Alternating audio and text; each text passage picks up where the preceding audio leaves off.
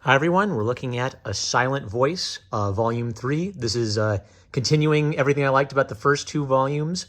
One thing I'm noticing about the manga version as opposed to the anime movie is a lot of the chapters are paced like really compelling, self-contained short stories. Just kind of hit you with a nice little, oh, that's sweet moment. And then all the short stories build the theme collectively. So in previous volumes, we've talked about how Shoya was a bully. He's trying to seek forgiveness from the girl he used to bully, Nishimiya. And he's really hard on himself. Like, you can really tell he's fully repented of having done that. But the fact that Nishimiya is deaf means that it's difficult for them to communicate. And so this is used as a beautiful metaphor where one of the hardest things for a young guy and a young girl to do is communicate. So it's sort of like learning sign language and learning to talk, to communicate with each other is everything their relationship is based on. As they learn to communicate, they become closer and closer. And then the second thing that happens is his relationship with Nishimiya kind of awakens him, shakes him out of his antisocial depression, and he begins to become like a good person for everybody. So it's sort of like his first friendship blossoms into him being able to have lots of friendships. So let's look at it. So this chapter picks up where we left off. He's returning his umbrella, and he's trying to slyly ask Nishimiya for her number by saying, anybody from middle school whose number you'd like to get? And she says, yeah, I'd like to get Miyoka's number. So Miyoka was the girl who volunteered to learn sign language, and all the other girls bullied Miyoka until she had to leave school. Shoya realizes something instantly about Nishimiya, which is that Nishimiya was aware of this situation. And he gets angry at himself because he always assumed that Nishimiya was naive and that she didn't understand what was going on in the world around her. So by communicating with her and by finding out who she is, it's sort of like he gets an info dump, right? Oh, she was a lot smarter and a lot more self-aware person than I thought when I was a stupid little snot-nosed sixth grader. I'm such an idiot. So he decides he's going to seek out Miyoka, and he accidentally finds out that one of the kids from elementary school is in his high school. So again, the fact that Shoya is so antisocial, it's sort of like he's unaware of who the heck's around him, and this big X is a symbol of him being sort of unaware of or disconnected from a person. It's also interesting because it's also a metaphor for him not being able to look them in the eyes, but then there will be a panel where they show the eyes indicating that he is able to look them in the eyes, but that mental fear of looking at them is still there. So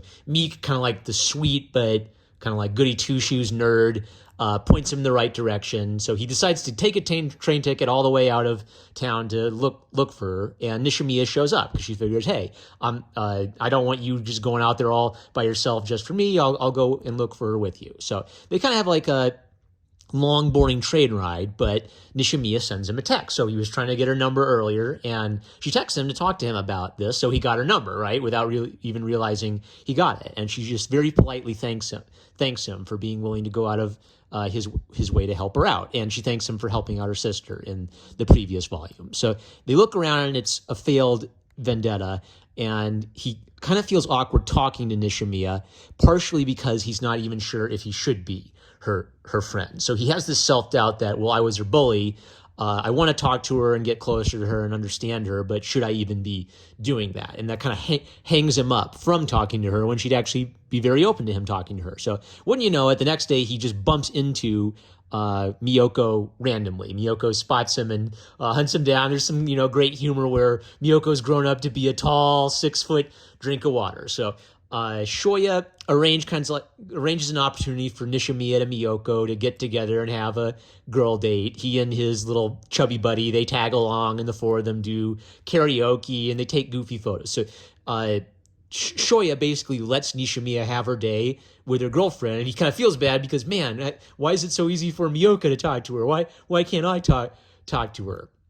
And then as it ends, he feels like he has to confess to Miyoka what he did because Miyoka doesn't know about the bullying. So he tells her everything. And that night, Miyoka sends him an email saying, it's okay. Since Sho was smiling, I've decided to smile too. And this is for you. And Miyoka sends him the photo from the photo booth of the two girls having a goofy time. And thanks for bringing us together. And this actually makes Shoya cry a little bit. So his self-doubt, something that Nishimiya's mother sternly told him is, I don't care that you are asking for forgiveness. You can't undo what you did to my daughter, which is the doubt that's plaguing him. You can't change the past. There's no way for me to go back in time and undo the bullying and undo the hurt.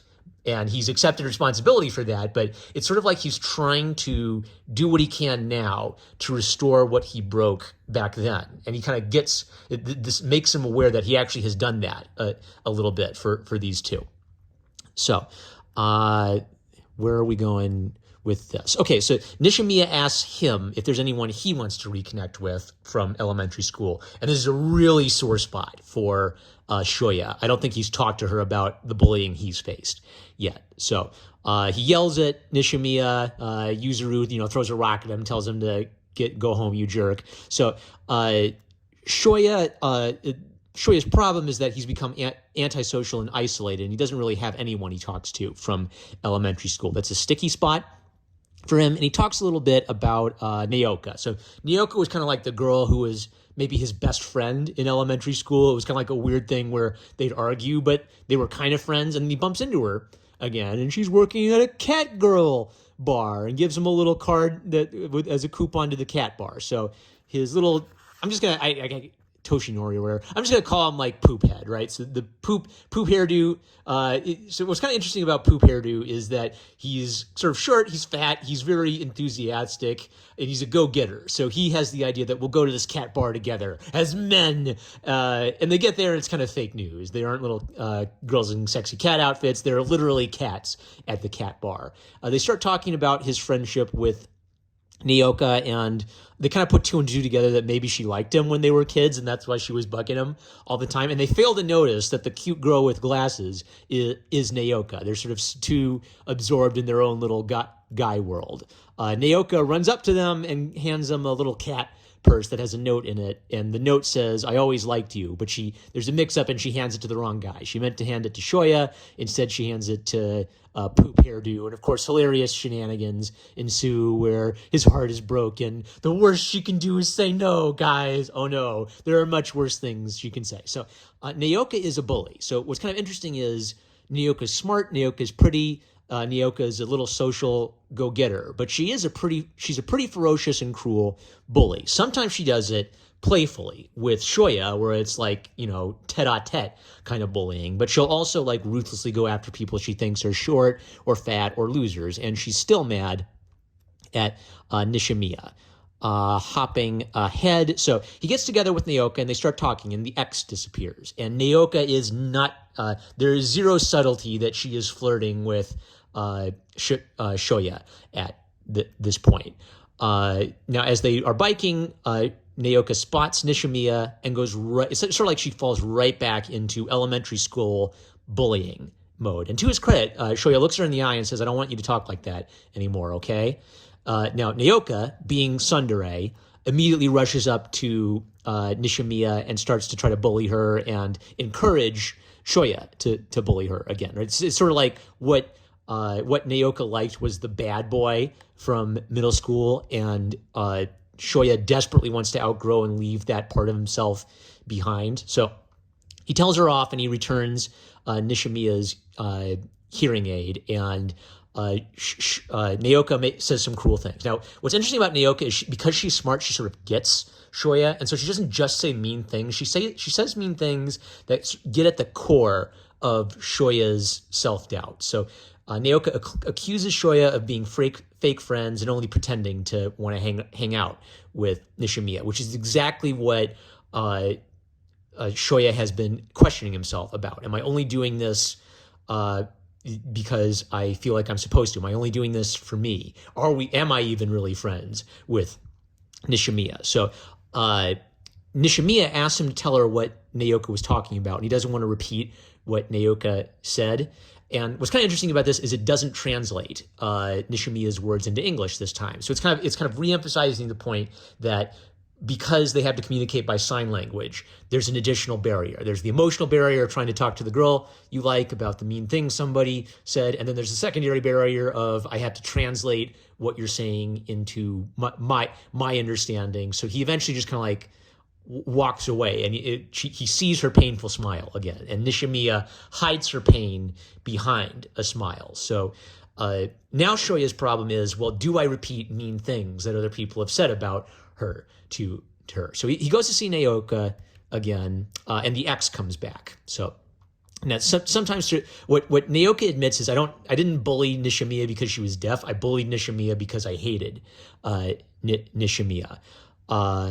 She does her kind of like tsundere seduction act where she kind of like rolls her shoulders at him and calls him names, but then says, see you around. So if Nishimiya is withdrawing, Naoka's the femme fatale type. Like, I get men's attention by teasing them and getting a rise out of them. So all of this, of course, is, raising hell on Nishimiya. So she wants to see Shoya again and thank him and give him a little present as a thank you. And she's got all these mixed up feelings now.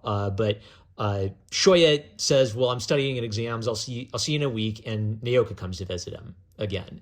So the ex comes back, and Naoka apologizes to Shoya for how he got socially isolated in middle school. So what's interesting about this is Naoka is now a mirror image of Shoya. Shoya came to Nishimiya to apologize to her for what happened in elementary school.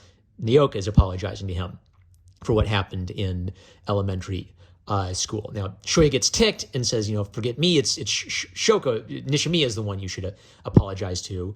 And she says, I don't want Nishimiya's forgiveness, I want yours. So basically, Naoko blames Nishimiya irrationally for everything bad that happened. And there's definitely an element of girl who has a crush on a guy hating the guts of another girl who she sees as a potential rival. So in Naoka's mind, everything was fine before Nishimiya came. And then Shoko got in trouble. Dang it, hard to mix them up. Shoya got in trouble for bullying Nishimiya, and then poor Shoya had a hard time, so it's all Nishimiya's fault. So Naoko's irrational, right? She's blaming Nishimiya for something that isn't really Nishimiya's fault. And she probably wants Shoya sexually, right? So Nishimiya's a rival, and scorched earth alpha bitch tactics on the rival for my man's affections. And he kicks her out, and Naoka's last words are one more smart cutting jab, which is that Nishimiya, she's good at these polite little smiles. She'll smile at you at the outside, but she might hate you on the inside. What's genius about this is it's exactly Shoya's weak point. Shoya assumes that everybody hates him, and Shoya assumes that everybody is saying bad things behind his back. So he instantly imagines Nishimiya smiling and saying, get out of my sight. I don't want to see your face again, right? It's pregnantly what he's worried about, which is that he's done nothing, that all his attempts to try to fix things with Nishimiya are meaningless. Now, what's interesting is Yuzuru, who was previously really hard on Shoya, comes to talk to him and says, well, she smiles like that with everybody. She smiles that way with me, but actually Nishimiya has been a lot more expressive recently. I think that being friends with her with you has done some good for her. So he's converting his enemies into allies. Yuzuru didn't want to forgive him. Yuzuru didn't believe that it was possible to fix what he did. Yuzuru now sees that Shoya is actually a good friend who cares about Nishimiya and is helping Nishimiya come out of her shell, right? So as he begins to be a good friend, as he begins to be a good man, he helps other people help him back, right? He's sort of becoming the center of a group of friends. Once you have one good man, people want to kind of like gravitate towards that. So he sits down, he writes the email. First he writes an email to Naoka saying, I'm sorry I blew up at you. I didn't really have a right to criticize you for bullying Nishimiya, right? So I'm not in a position to judge you. And Naoka's still interested in him, of course, in her little teasing way.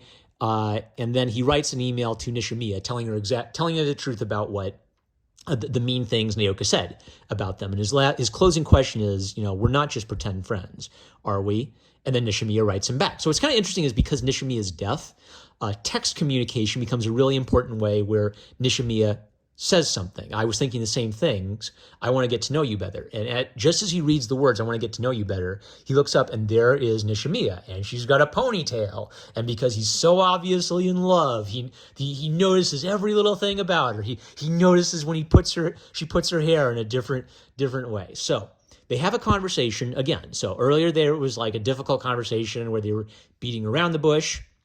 Now, this time there's something awkward. Nishimiya tries to speak to him, not with sign language, but with spoken words, and he has a lot of trouble with that. So he actually asks her to talk to him in sign language because that's easier for him. And she asks, I sound weird? And he says, yeah. So Shoya is truthful. He's an honest person. He tells you the truth, even if, does this dress make my butt look big? Yes, Chad, is Shoya's answer to it. Now, once he realizes he hurt her, he puts a hand on her shoulder and says, you're fine just the way you are. I wasn't saying you sound ugly. I was just trying to say it was hard to understand what you were saying when you use spoken words. So he gets a little smile out of her, right? A real smile.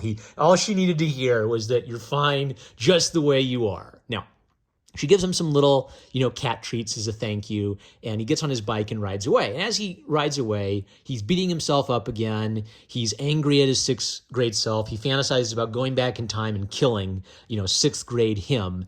And then Nishimiya yells something at him. I love Mu, right? Now she's trying to say, I love you, but she can't pronounce the words and doesn't get it. So again, it's if only they could communicate, they'd understand. So she's trying to speak from the bottom of her heart, I love you, and he doesn't get it. It goes, the message is not received. So, it's kind of embarrassing because she's trying to say it out loud, and he doesn't get it. So it's touching a sore spot for her. B, it's always kind of awkward to say this thing in the first place. So she went through all that emotional trauma, and he didn't get it. And so finally he says, the moon, and she just nods. Yeah, sure, the moon. That's what I said. And then she runs off flustered by it all. So what's really interesting about this is Shoya is very hard on himself because what he did was awful, but he actually hasn't noticed that people are ready to forgive him. It's harder for him to forgive himself than for Nishimiya to forgive him. In the middle, just as he's thinking about what an awful piece of shit I was back then for what I did to her, she's trying to say I love you. She's trying to reconcile and find healing from this past trauma. So. And there's some nice little sketches. So that's where we leave it off. We've kind of had the hints of romance up to this point. This is kind of like the first hard confirmation that there is a romantic angle to this on Nishimiya's part. So fantastic. I love the pace of this. The movie's really good, but I think how condensed the movie is, you kind of miss some of that great short story pacing that the manga has. So fantastic volume. I'm loving every volume so far.